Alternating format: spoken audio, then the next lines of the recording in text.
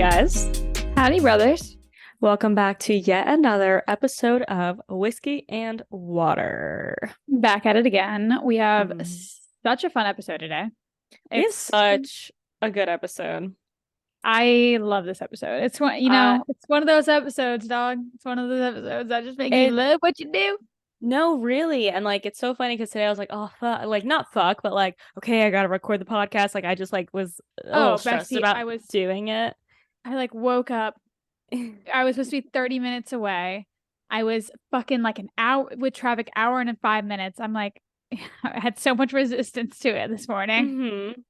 And then we had such a good guest, and then it just makes you like so happy that we do this and that we get to have these awesome conversations. I just think it's such a privilege when like the fact that I can find someone on TikTok that I think is badass and then like schedule them to come on the podcast and then talk to them for an hour. It's like and pick their brains. where else can you do that? Like it is I such a know. gift and such a like luxury and a privilege that I don't take for granted.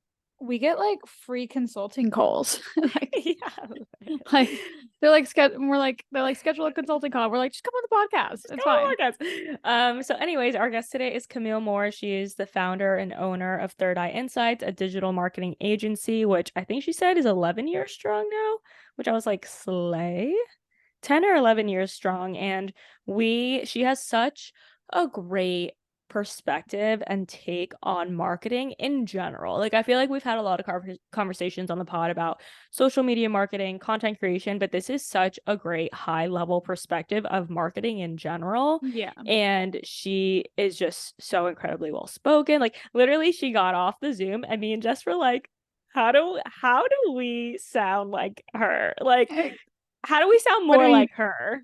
And I'm so upset that we had like a hard out because we had a meeting right after the recording. But this is one of those episodes where like we could have sat there for literally 3. Like I feel like we were just warming up. Like I did it not feel like we were on that for like 5 minutes, 10 minutes? No, literally. So we will be scheduling a part 2 with her because like I said towards the end of the episode, like I had so many notes that I didn't even get to. She's just a wealth of knowledge and marketing and has such good perspective on things. And yeah, just really, really great episode, great guest. And I'm so happy we got to connect with her. And now we're friends. I love making friends. I love making new friends, especially people who just like get it. It's so nice. But yeah, anyways, before we get into that, we're gonna do a little squirt ketchup mustard time. Little pickles. Okay, that's where I draw the line.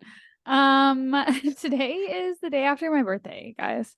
And I had the best birthday weekend ever. I just had so much fun. I did like a little backyard barbecue situation. So much fun. And it was so cute. I had such a good turnout.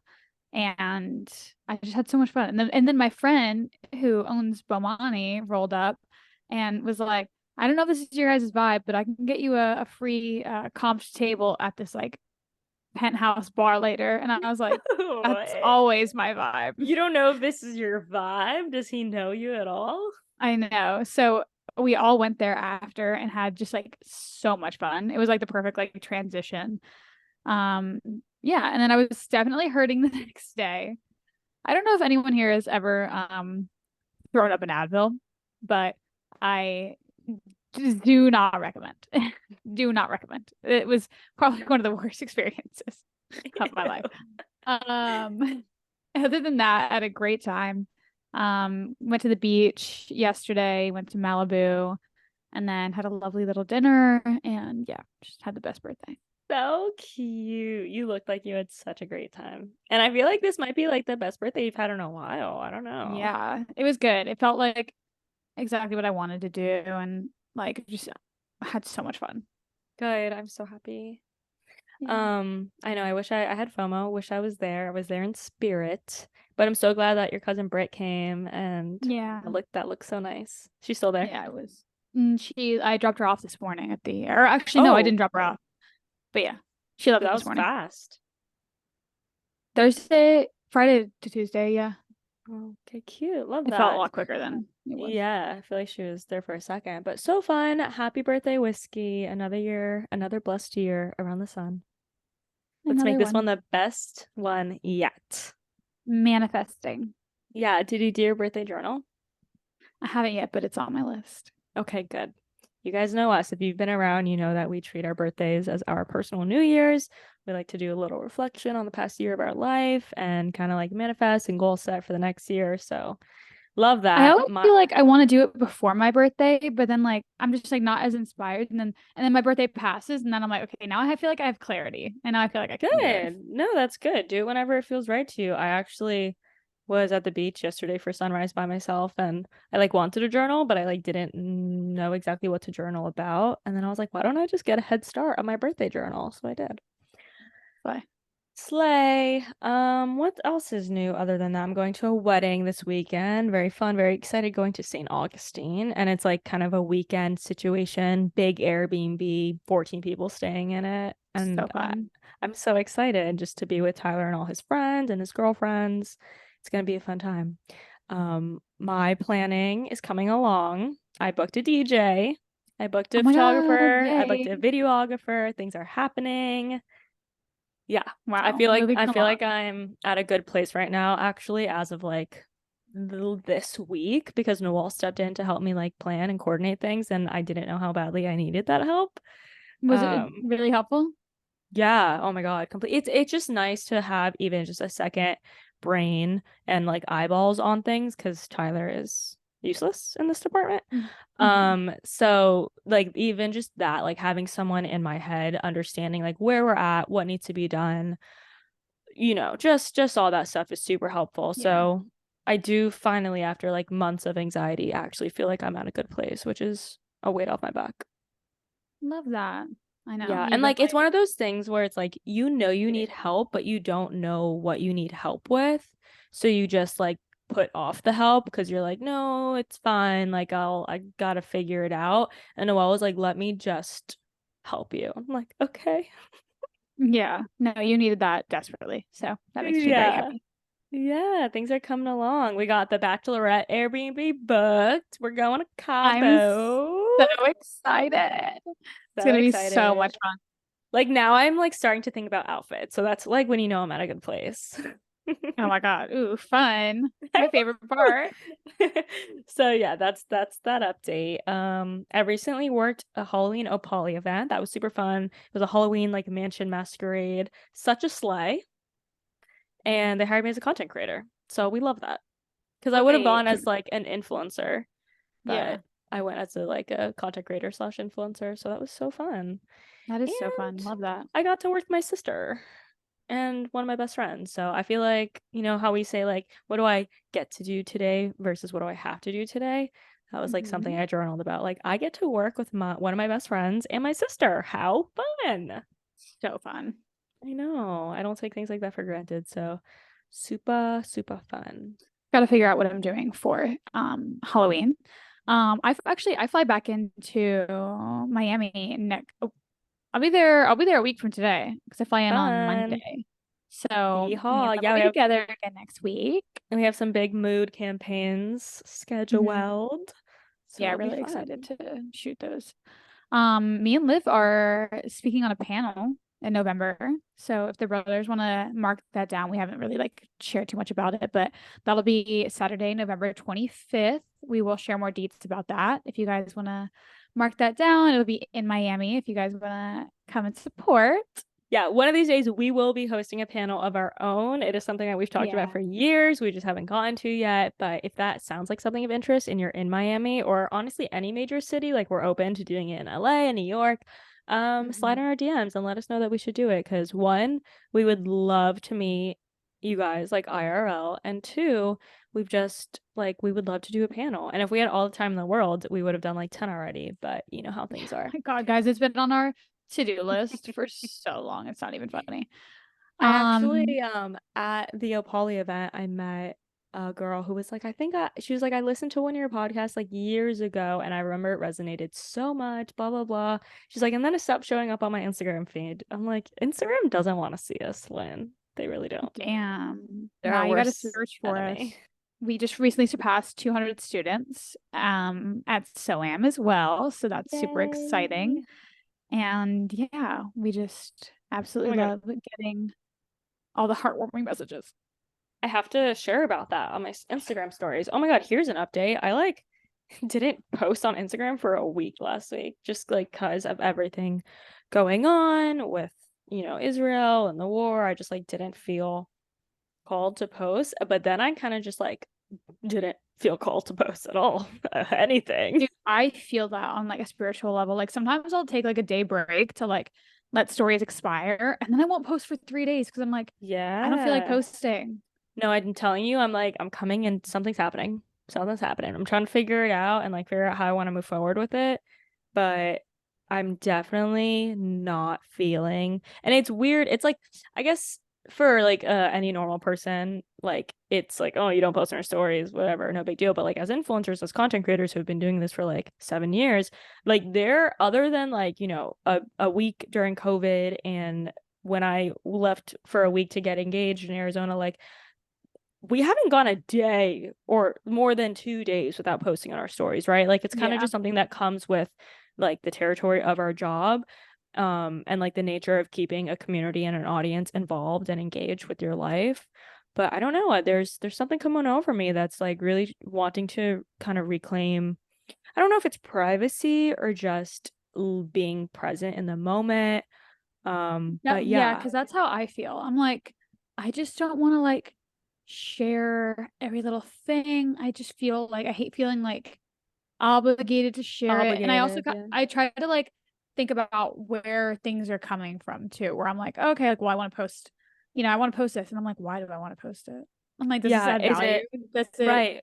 Or like is this for like my own validation? Is this actually exactly? adding value to like my audience's life? Yeah. Yeah, Yeah. I've Yeah. been very introspective about it as well.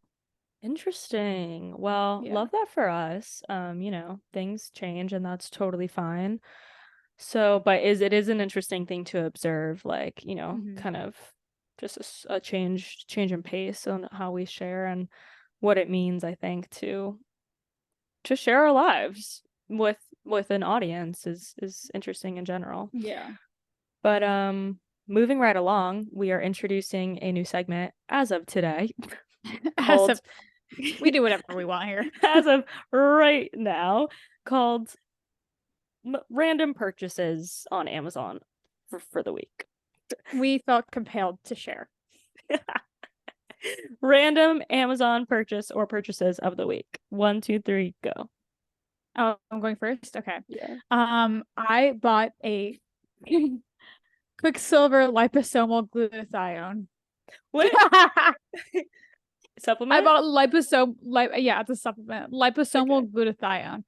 What makes it Okay. even more random is that I spent $60 on it. Oh And my it's God, was it Symbiotica? no, but it's like that. Okay. But yeah, Slay. some fucking bitch on TikTok was like, if I could recommend one thing and it was like it was like midnight and like all my friends had gone to dinner, right? This is how I justified it. They had all gone to dinner, but I had Irish goodbye and went home. And they were Girl splitting the bill. math. No, this is dead ass girl math. Um, they were splitting the bill. They sent this bill in the group chat and it was $60 Shut a person. up. And then I Shut go up. to Amazon and it's $60 and I'm like, well, I also didn't have to pay for that $20 parking. And I'm like, I just saved $20.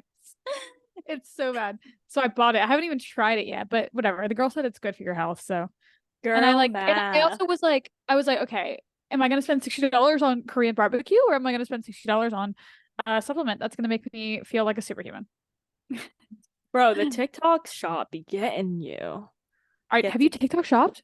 it got my ass the other day for the first Oh my God, time. I haven't ordered a single thing. It got my ass and it was scary easy. It like already had my Yeah. address. I'm like, oh, this is It not has your good. address. Well, because it's this whole thing. Well, I basically got like something from the shop as a creator to promote. Haven't promoted it, but that's why like my address is already on TikTok. Okay, love Uh, that for you. Slay. okay, and yours. What first of all, what TikTok shop convinced me to buy was coconut oil for oil pulling. Oil pulling, the Garuna Thonda. Yes. Shit. I've been on the verge. It's in my cart. Those I are said versus cavities. bye. I'm really trying to get on like my hygiene shit this year, so yeah. I feel Um, that on a spiritual level. so I was talking to someone and they were like, I really need to get my teeth cleaned. It's been a minute. And I was like, damn, me fucking too. I haven't gotten and they're like, how long has it been? And I was like, since I gotten my teeth like professionally cleaned. I was like, dog, it's been like 2 years. And bestie, yeah, you gotta go. he was like, what? I go every 3 months. And I was like, this is humbling. This is Honestly, embarrassing. I because of April, Tyler's mom like runs a dental office. I go every 6 months. So I feel like that's like Yeah. minimum. But the I also only don't have reason, health or dental insurance. So it's like, ooh, double homicide. yeah. Huh? It's a double homicide. Double homicide. So it's like, it's just, but I am gonna go. I made it a priority. So gonna get my teeth. The only reason I have any desire to floss is because they'll bully me when I go and they're like, "You're not flossing." I'm like, "I know." So 10 out of 10 recommend I getting bullied despise into flossing. hygiene. Okay.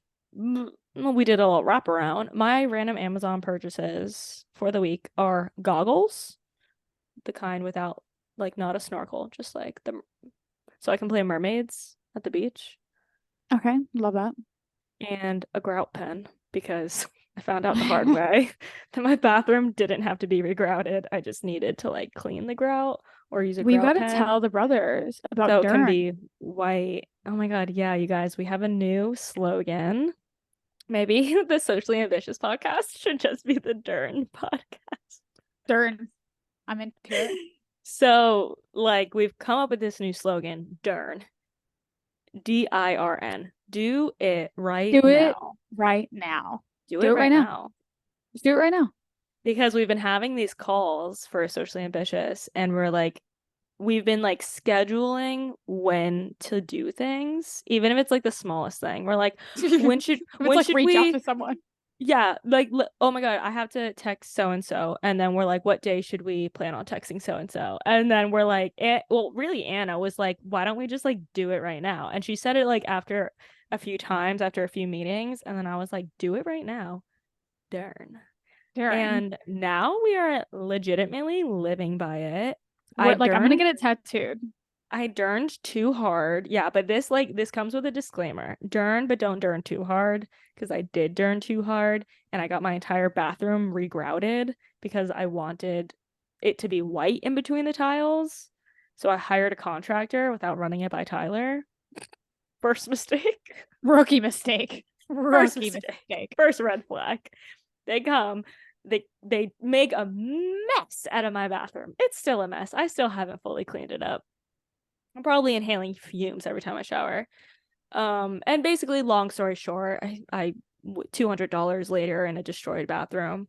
They couldn't even regrout it because it didn't have to be regrouted. It just had to be cleaned. So like Dern, but not too hard, you know? That's kind of on them too, though. Oh, 100%. But they were like, I'm gonna take this lady's money.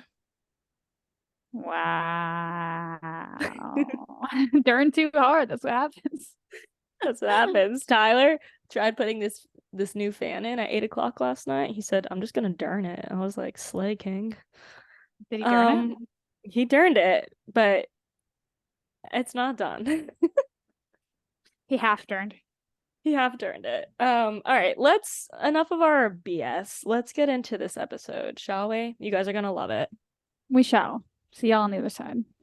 All right, guys, we are here with Camille, founder and owner of Third Eye Insights, a digital marketing agency. I came across her on TikTok and I was like, this is a bad bitch and she needs to come on the podcast. So here we are. Honestly, that's how we find most of our guests these days. So you love to see it. Thank you so much for joining us. For our audience who doesn't already know you or doesn't know about Third Eye Insights, please introduce yourself and give us just a very brief background, and then we'll deep dive into the nitty gritty of everything. Someone who's kind of made a name for themselves as like the storyteller, I'm actually still kind of working on my story because I love that. I started this as it was kind of a more of a traditional digital marketing agency, and with the power and the awesomeness of the internet, it's kind of morphing into its own beast where I'm not really quite sure where where it's going to land or lead. So Third Eye Insights at the present moment, where we have kind of that digital marketing arm. We have kind of that traditional marketing agency setup and structure and pool of talent. But because the TikTok has done so well, where I rip apart brands, and apparently being blunt works really well on TikTok, it's now kind of morphing into like consultancy and providing expertise and advice and direction for the biggest brands in the world to just kind of navigate the bullshit of digital marketing and getting kind of back to basics. And that's what's been really awesome and fantastic and cool. And I hope we can dig more into today is who you can get access to and exposure to by just putting yourself out there on the internet is so fantastic. And if you just want to get the most out of life, like that's the best way to do it, because you can start to evolve and your career can take shape because of who wants to work with you. So I'm someone that's very passionate about marketing. I also hate the word marketing. So again, I'm trying to develop my own language, because I think marketing is too limiting and also too broad at the same time for how powerful it is and how necessary it is to get kind of back to basics. But that was a bit of a word vomit. Are we following? Yes, we're here. No, but what I was saying was that if you were ever having any trouble with your storytelling, we'll just read this back to you, because that was like, I feel like the most perfect, eloquent synopsis of like you and what you do. And I think that, kind of echoing what you said about marketing is so true, because marketing is like, it's almost like innate to our nature. You know what I mean? It's like it's all encompassing, and at the same time also, very like scientific and like specific and all these different things. So I love that you mentioned that, but I would love to know more about how you kind of even got your foot in the world of what we call marketing. The philosophical question, and my new like marketing joke is like, I want to be like the Marcus Aurelius of marketing, like just diving in deep into the deep thoughts of what it is, merging spirituality and marketing all at one time. The story goes, I grew up in a lower middle class family. I had everything that we needed, but never really, I wouldn't call us rich, like we kind of grew up poor. I went to a performing arts school, and I knew that I wanted to be successful, but I didn't know what that meant. And the school didn't set me up to really understand or like how to kind of pursue like second education or like moving on through education, because it was so focused on the arts. So I was one of the only kids that actually went to like traditional college or university in Canada from my high school. And it was just, I picked it because it was like where the successful kids and the successful families like went, and it's like, okay, just go where the money is. You'll figure out the rest as you kind of get there. And when I got to university, I'm like, okay, well, what the hell is poli science? What the hell is civics? Like, I don't do math. I don't do science. I'm like, oh my goodness. Like what, okay, now I'm here. I can't afford to drop out. I can't afford to do another year. I was paying for myself to go to school. I'm like, okay, so I'm gonna pick English. And so then I'm now stuck in this extremely difficult English program, and it's survive or die. And I'm like, okay, well, how can I make money being in English? And I was like, okay, this is right when Suits was at its highest. I'm like, I am going to be a lawyer. Like, I love Legally Blonde. I'm like, I can do this. So once I figured out how much law school was, I'm like, okay, so another bump in the road here. So then I got myself an internship at a law firm in London, and it was a fantastic individual that I worked for. And I learned, I got so much. I mean, I got to learn about the law. I was sitting second chair in like murder trials. I was like prepping for law cases. Like, it was fantastic when I was in my early 20s.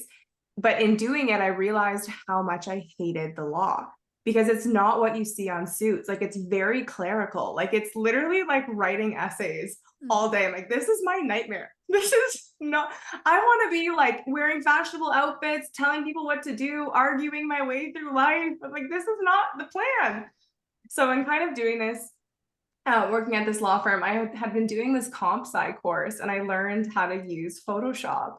And so I started doing graphic design for this law firm. This is before businesses were doing marketing on like on Facebook, period. And this was like 10 years ago.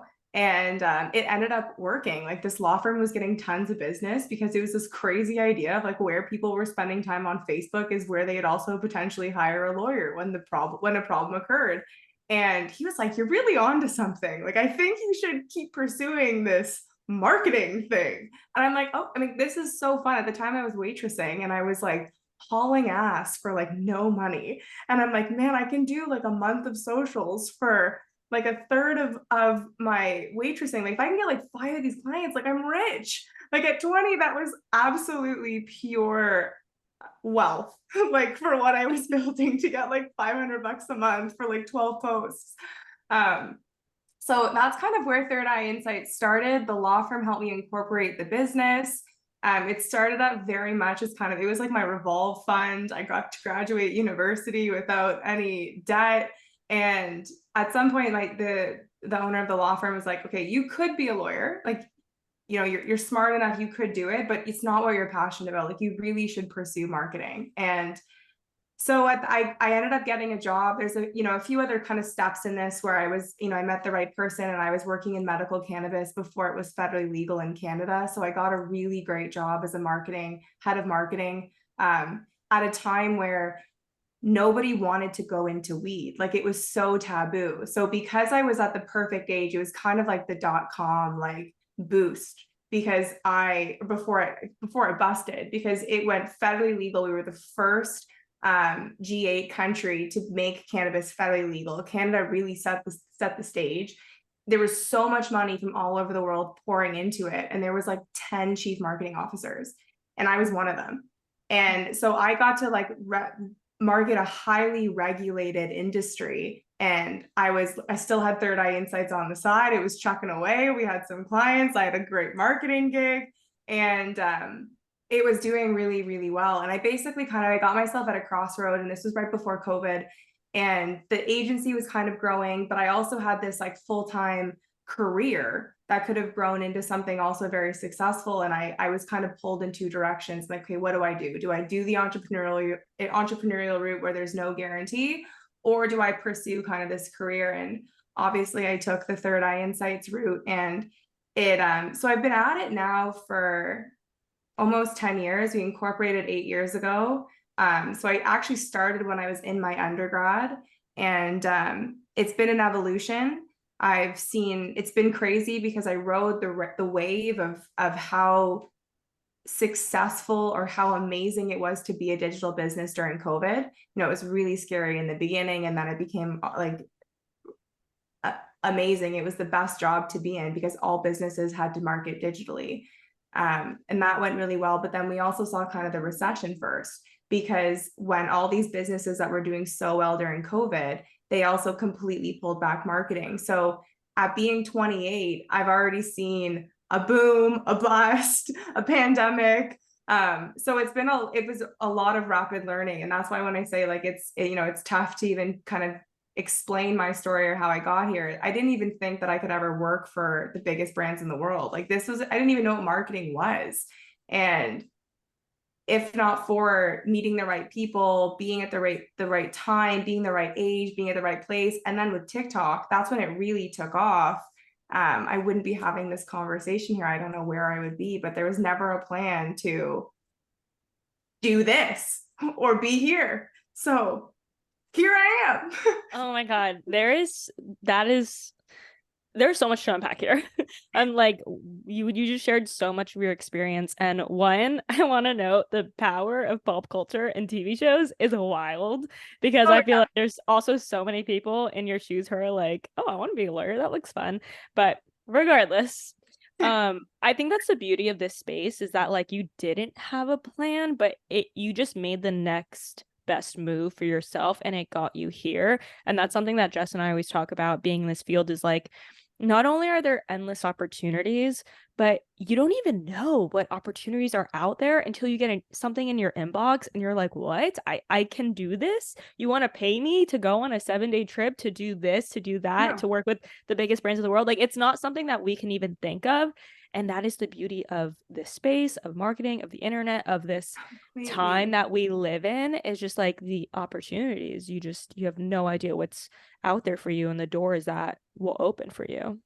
I want to add to that too, because there's two things. Like on one hand, like that's what makes marketing such a blessing and such a curse, is like there's no barrier to entry, right? Like you don't require a degree. So there's so much shit and junk and like bad information, because unfortunately the profession doesn't attract the smartest people, right? Like the people who have the best grades technically tend to go into finance or law, and they're just moving around money, right? Like, and then there's kind of like marketing, which is such a massive driver and determinant of how the population thinks and consumes, is like there's a lot of really smart people at the top. And like that's why there's like great brands like Skims or Stanley or Yeti that I can have so much fun unpacking. But there's also a lot of like lack of intelligence, or people who are just like apple polishers that are willing to say yes to move up, opposed to like having critical thinking. But on that point, I also think that that's why I love having these conversations, because I think women make fantastic marketers.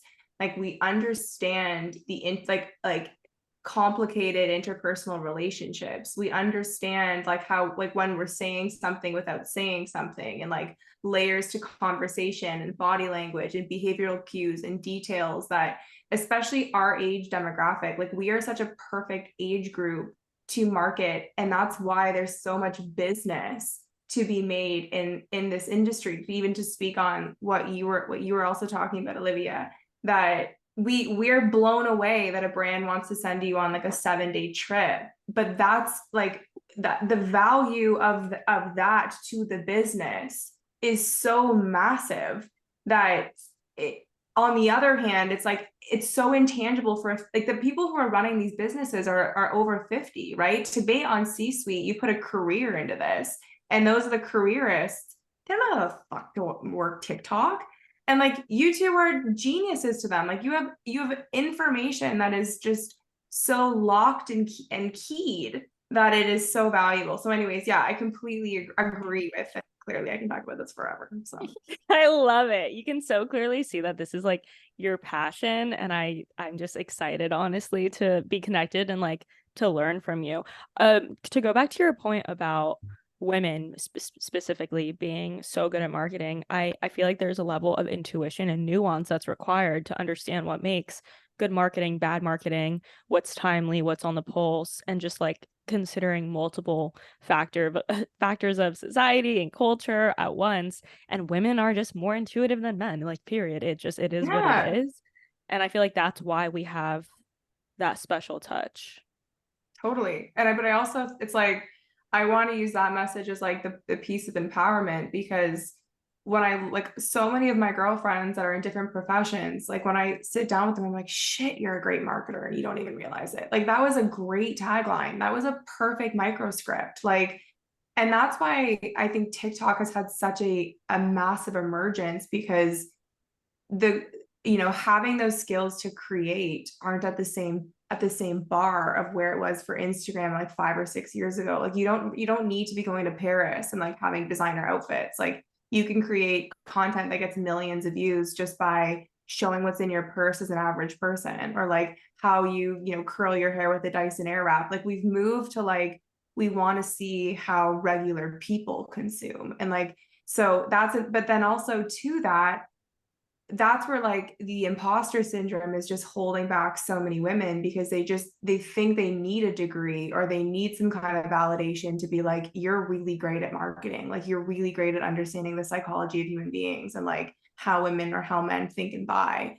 And it's holding back, I think, better marketing, because the intuitive people tend to be more emotionally connected, and they don't want to put themselves out there because they don't think that they're the right person for the job. Absolutely. And I actually kind of want to speak a little bit on like, you said like people want to see how regular people are, are living, and we want to feel connected at the end of the day. I think it's all about connection. And I think more and more we've seen that like influencers are out, and it's because people want to see that authenticity. So I would love to kind of just get your take Yeah. on kind of, and like what, like I think you think that like influencers look like kind of moving forward, because we'll always have influencers. But yeah, just would love to get your take on that. I think influencers is like the term is another black box. And I think it's due time that we're using in some way charged, but in some way empty statements of like influencers are done. Like we're all influencers. And Yeah. there within the population, there's people who tend to provide more influence. Like I've always been someone that I'm always giving tons of recommendations to my friends. Like my friends can always know they can come to me for like beauty and like, medical spa services, but I'm not someone that's my brand online, or at least it wasn't until, so like there's people who are natural influencers. I think where the piece on influencers went is it just became the Wild West. Like why they were being followed, they sold their soul. It became cheap. Like nothing that they were posting about were like what they genuinely wanted. Like everything was pay to play.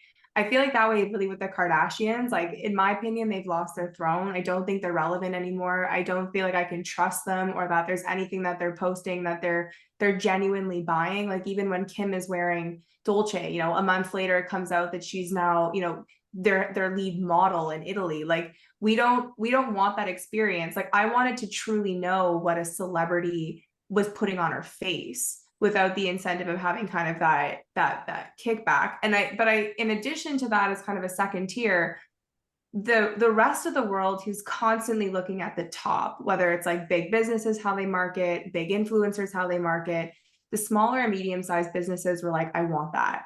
And that wasn't a strategy. And that's where kind of the term of like the micro and the UGC came in, because there's a strategy where Kim Kardashian as your poster person makes sense. Like for Stuart Weitzman, that makes sense. And I'm not going to cut down Stuart Weitzman for that. I think that if Stuart Weitzman went like really small micro influencer or UGC, it would lose its cachet as being a luxury brand. But a company like Symbiotica like doesn't need Kim Kardashian or Seed to be their endorser. And that was kind of what we saw for a while there, is like the influencers that had 10,000 or 15,000 for a local brick and mortar. That is like perfection, because when you have a local store that you're wanting to drive business into, it doesn't make sense to have someone that has 500,000 followers. And to us, this makes complete sense. But again, it's people that are in positions where they can have their job is on the line, where the business owner is over 50 and they're like, no, like I want an influencer. I want someone that has 1 million followers to come in here and to be supporting this product. And the marketer may or may not put up a fight, but they don't win. And then it doesn't work. And then and that was kind of what we were seeing for so long, that it needed to enter into the zeitgeist that we're done with influencers. We want to see like people really using content, because for the most part, the brands we're talking about aren't Stuart Weitzman, right? They're like the average small business or medium business. So I just like, do you like, did that answer the question? Yeah, absolutely. And I feel like I need every business owner over 50 to listen to this, because this is just like Olivia and I both have marketing backgrounds, and like this is a fight that we have fought so many times, and that we continue to fight with like, our parents' friends who come to us and are like, well, like, they're like, oh, well, we want you to post for our thing. And we're like, that's not what you need.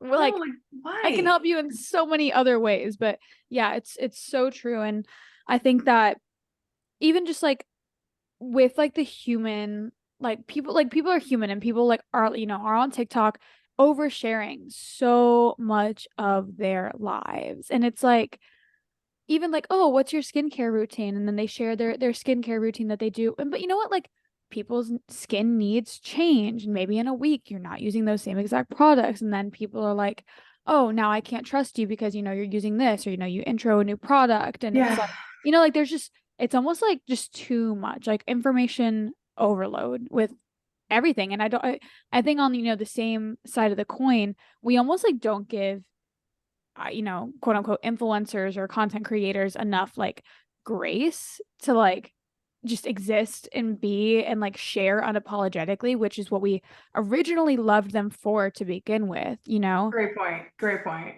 It's just like people are allowed to change and evolve and change their minds and change their fucking skincare routines, you know what I mean? Yeah, change your fucking skincare routine. But I think like also, yes, I feel so passionately about that piece about just having open dialogue. And I it's actually tough. Okay. I want to get into that lane, but the other lane I wanted to add on about the influencer piece is I actually also deeply respect influencers. It is a job, and that's why I did a video on it recently, because I'm also so sick of clients that just they think that they should be graced with content because they're sending them something for free. And I'm also very sick and done with that, because people can't live for free because you sent them a cup, like, or like they need to live. And that's another piece to this too, is what is that balance, right? If their job is to promote products and they're a conduit to sell, and that's kind of the box, like what is kind of that perfect balance? And I think when I think of like Mariana Hewitt as kind of that perfect balance for me, that she's someone that is still very lifestyle-esque. She connects with my brand, right? Like that, she's someone that I really quite like as an individual, but she has her own product line. Like I find that she still promotes other products. I still know that she's the owner of that brand, but I don't feel like everything that she's pushing or promoting is she's got an incentive to sell. Like there is a good mix of that. I feel really passionately about this, and it's something where I really struggle with creating content, because I want to be able to call out a bad campaign for being a bad campaign, but not be categorized as being a bad person.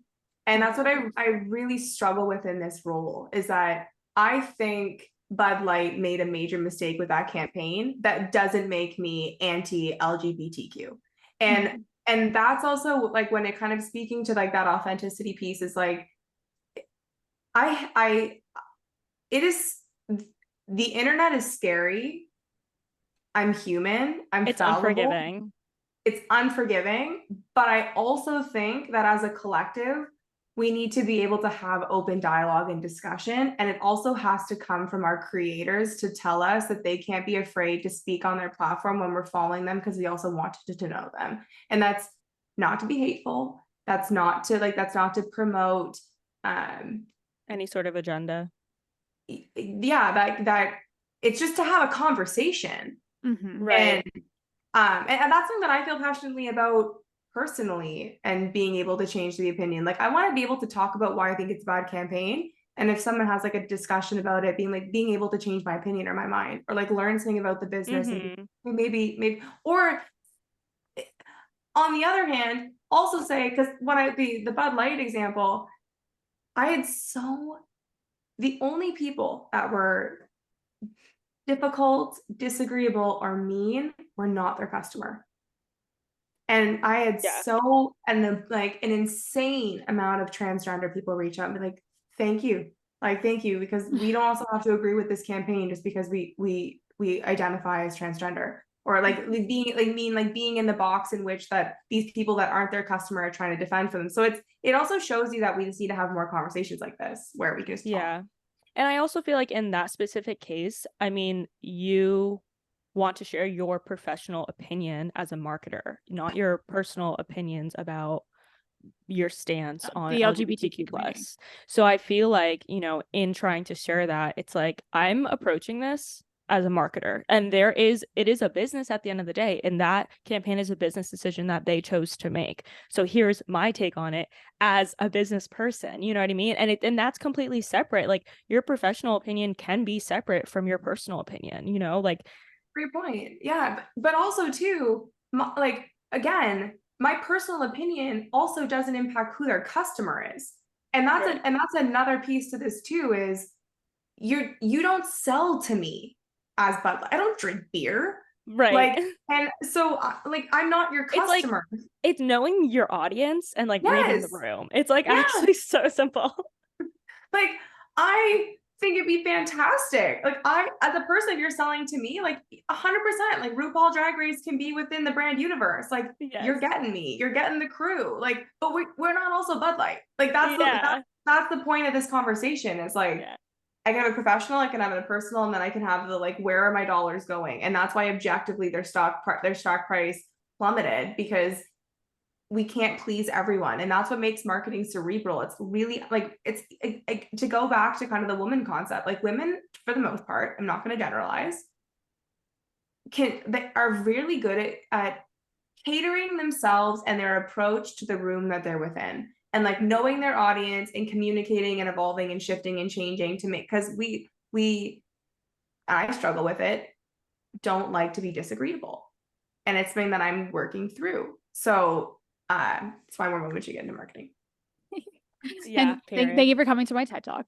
Yeah. But even just kind of like coming back to like even like the Bud Light campaign, I think it was really interesting because not only like are you guys choosing to like take this route, but when shit started going down, they didn't even stand beside Dylan and, you know, like support her. And it's like, well, fuck, if you're gonna take this fucking stance, can you at least like, you know, back it up, like put your double down, you know, put your money where your mouth is. And it's like, I think that was like, I mean, objectively one of the worst campaigns that we saw this year or ever, simply because how they chose to handle it.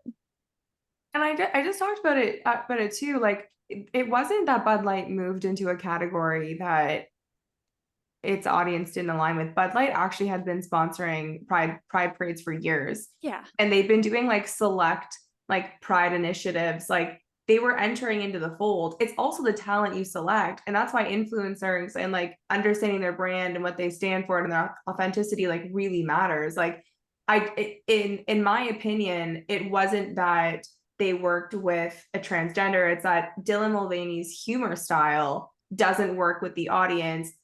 Her audience is not the Bud Light audience. Like there was just layers of decision making. Like, and they can't isolate as being an LGBTQ issue, because I don't think that is the problem. Yeah. I fully agree, because you know there is a lot of intersection when it comes to those communities as well, you know, especially for a generic brand like it. But on the other hand, Bud Light also in the same year did a campaign of like don't mess with Texas, and was going all in on like gun rights and like being the beer of choice. No, I get like. And then I was recently, right after this explosion, I was on a golf course and I was looking at like a B-rate like Molson Indy track in like a small town. Like it's kind of like the farm team of NASCAR. And there was like all these Bud Light ads. And I'm like, okay, like have a plan. Let's figure this out. It doesn't seem that difficult. But it's also, what's so funny is that it blows my mind that, and I'm gonna do a video on this. It's like I've actually come to the realization recently, like I've been like walking around in my Marcus Aurelius like thoughts at night, and I'm like walking through the city, and I'm like, why is it that only like breast cancer awareness posts get through? Like this is crazy. Like we're living in a crazy world. And then it clicked. The only thing that everyone can agree on is a breast cancer awareness post.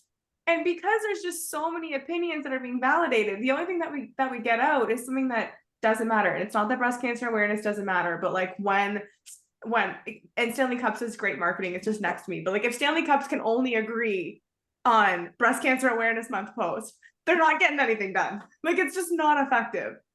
Yeah. And kind of circling back to what we were talking about earlier about just like you kind of wanting to voice your opinion on things.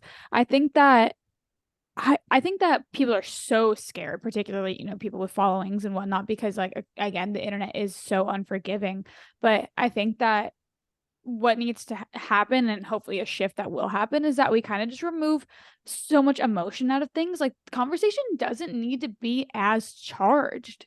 Like, why are conversations so charged and so cursed? Like, why are we so mad? Like, let's literally just have a conversation and like hear each other out. And if, you know, you can choose to walk away with the opinion that you entered the conversation with, like, you know, it's like we feel like it's so life or death. And, you know, given sometimes it is, you know, when it comes to, you know, marginalized communities and things of that nature, you know, we are quite literally dealing with life and death. But like when we're talking about like, you know, to circle back on like what skincare products we're using and what does what, like, let's just remove so much emotion out of it. Or like an opinion on marketing. Like I feel like it's the fact that you want to like create content about constructive criticism for these campaigns, but you're too scared to. It's just like, what I mean, it's also like when there's so much context missing when people come across posts on the internet, and it's like it's really a Russian roulette, because I feel like there's people on the internet who like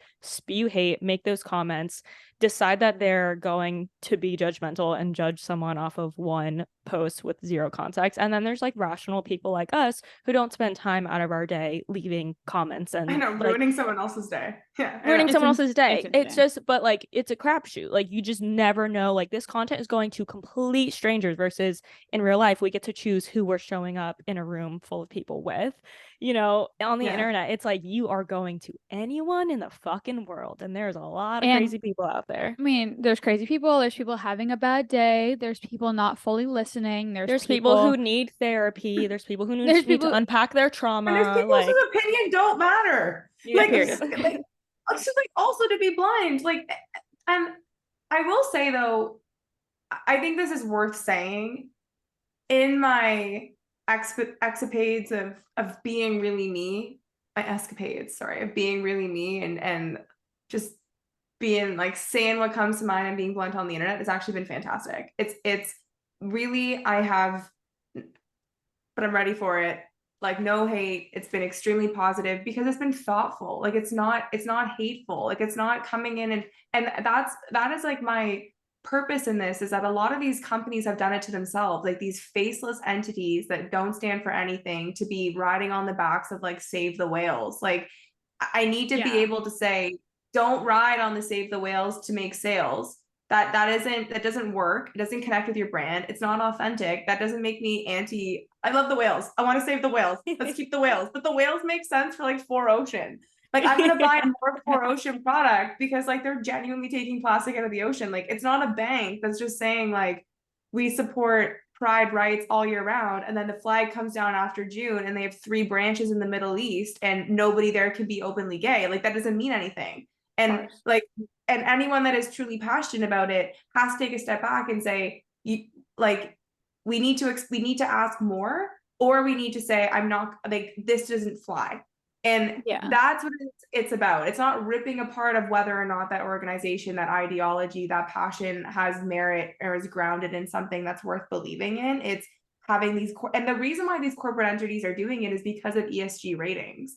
And that's what a lot of people don't know, is that for basically the way that on the stock market, like how they get rated for their shareholder valuation is by how many boxes they're ticking within the ESG rating, which is environmental and like social good, I think. But it's like, basically it's all the social justice things. So like, if they support these kinds of causes and they hire these kinds of people and they do these things, they get a better share price. So it's not genuine or authentic. It's how they're actually creating more value for their shareholders. And like, the average person is like, no, it's literally, the whole thing's a racket. And then we're here sitting being like, okay, so if I criticize Lululemon, that makes me a bad person. When really, when in criticizing Lululemon, they're not doing anything to actually help those marginalized communities, and they're getting a better stock price valuation for the people in suits that we all collectively already don't like. So it's like, let's just actually look at this and be like, okay, they're getting us, you know. Well, also like we have to hold people, brands accountable, because if not, how will things get better? How will things improve? Like, and even just speaking on Lululemon, like, yeah, Lululemon had, like, I don't think as many people should know as many people don't know as they should, but like, they have a really problematic like background, and they had a lot of problematic, this Chip Wilson like literally got a platform for the business because he said fat women shouldn't wear leggings. And then like, I see my plus size friend posting them, and I'm like, bestie, like, you don't know, get your man. bag. No, that's what I mean. No, but, and like, I said this recently. Go ahead, sorry. No, you're seconding what I'm saying. It's just like, I see my friends who like, are so body inclusive, blah blah blah, and then supporting the brand, and I'm like, damn, do you even like know, like what, how much they've rallied against you, you know what I mean? And it's just like, if we don't speak about it, people won't. And I don't shame my friends for not knowing, you know what I mean? But like, if we don't speak about it, people won't know. And I criticized actually Lululemon on the Skinny Confidential recently, and I'm waiting to get some backlash for it. So this is my second attempt of like really just giving the other side of the story, because it's exactly that. So Lululemon has this running ambassador that they're promoting, who I think is a really bad decision from the brand. And it becomes difficult to talk about, because as soon as you criticize a brand decision when it includes something that should be positive, that we should be promoting, that we should be talking about, and she's an oversized, she's a plus size, I don't know what to call her, I don't know what the politically correct word is, but she's an oversized fitness model that's the claim is that she's like a marathon runner. And I disagree with their strategy to use this woman as their running ambassador, because one, it's not genuine or authentic to where the brand came from. It's confusing for the brand, because it doesn't make sense as a campaign to also be promoting the extreme other side of the spectrum. And I also want to be able to talk, it makes people uncomfortable to have these conversations, but I just want to be able to have a conversation and it not just be like, okay, let's not talk about it, let's just move on. Because Yeah. Exactly to your point, like I feel like women are being duped into buying brands that really don't advocate or support what they're speaking to. And a lot of the body positivity is about being healthy. And we can't shame and shun Victoria's Secret for having anorexic models on the runway, but then also say it's okay to promote an unhealthy on the other extreme. And we need to at least be able to have the conversation that if we're going to promote like a healthy approach to fitness and lifestyle, let's actually just show what the middle of healthy looks like and not have to use extremes. And like that's a like, and I when I look at Lululemon, where I see it going, like when I go into the malls, like they've just become like Zara's. Like there's just too many products. You can tell that it's about ESG. And it doesn't allow us to have a conversation about it like openly and in a fair way, because most people don't understand how shareholder valuation, and because it got acquired, they're basically pumping and dumping the brand. And we need to have these conversations, because they're not truly supporting a cause. They're throwing an extreme so that people can get behind it because other people want to criticize it, and it allows there to be a conversation on the internet, but it's not authentic. And we need authenticity in branding. Yeah, which is also, not to mention is more hurtful to the community in general because of the narrative that it builds around it.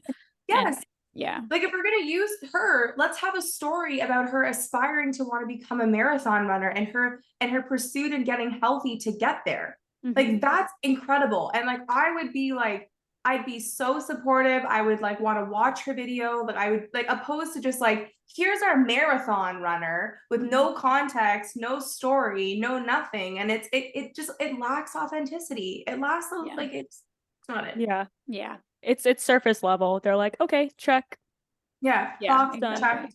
And we don't want that, right? Like, we want to have meaningful conversation. We want to be like truly changing lives for the better and like actually have an open dialogue about it. So it's actually like it's funny because I think like if you were to put this opinion out there, obviously you would, the comment section would be full. I can hear them already. But the crazy thing is, like, you're actually looking out for that community's best interest. You are actually defending them just in a more thorough, thoughtful, authentic way. But, at first glance, your opinion is taken like, oh, well, she doesn't support us and she doesn't stand with us. But it's like, no, you're just trying to make sure that they're doing their due diligence on the other side behind closed doors. No, that's and that they're not making a mockery out of that community, and that they're not like gaslighting that community, be like, hey, we support you. Just kidding. No, we fucking don't. Like, we're actually not doing anything. No, they're not doing anything. And that's exactly like, I would love, what a perfect campaign would be for me is that they go into the States, because like I think this has been a big push for the States too, because like obviously people look different in the States.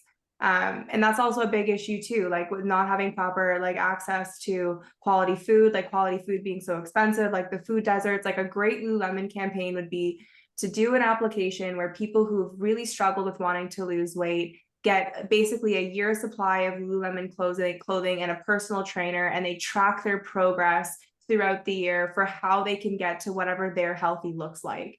And it kind of go back to like those TV shows, like, and not The Biggest Loser, but like getting to their healthy, and their healthy isn't sticks thin. It's not 6-pack abs. It's not being diabetic. It's making better food choices. It's understanding to not go for water and not soda. Like that would be an incredibly powerful campaign that would be great for the brand, would support its ethos and brand values for having a better, healthier life, and showing people that healthy looks different for different people, right? Like that would be like, and that's what I think is missing. It's not like we got to go back to Victoria's Secret models. It's like, let's just be thoughtful and like have a cool campaign, and that would be still great for ESG. But it's easy for them to just be like, let's pick the extreme, let's throw it in so that we can get people happy on socials, and people that disagree, they're gonna fight them, and are like, it's a mess. And then we'll look like the good people.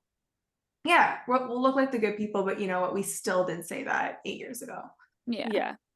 There is so much more that I want to talk to you about. Like, one, we need to do a part you need two. your own. One, you need your own podcast. Two, we absolutely need to do a part two because I have so much on my notes list that we haven't gotten to, but we have to wrap this up. No. I'm enjoying this so much. Like, I can talk to you all day. You are a fountain of marketing, just knowledge and gold. Wizard. She's the Marcus Aurelius. I'm sorry. I have to literally bars. Thanks. So I can't wait for a part two, brothers. A part two is coming because there's so much more that I want to deep dive with you, and I'm looking forward to it to myself. But thank you so much for sharing your knowledge, your time, your energy, your constructive criticisms. Like, thank you so much for coming on the show.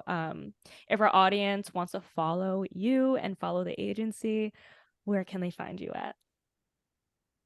I was lucky enough to secure my name, so you can find me at Camille Moore. Third Eye Insights is also it's more of an Instagram to follow. Like, as a quick little tip before we wrap this up, it's hard to market a brand or business when you're trying to promote multiple heads on a platform like TikTok.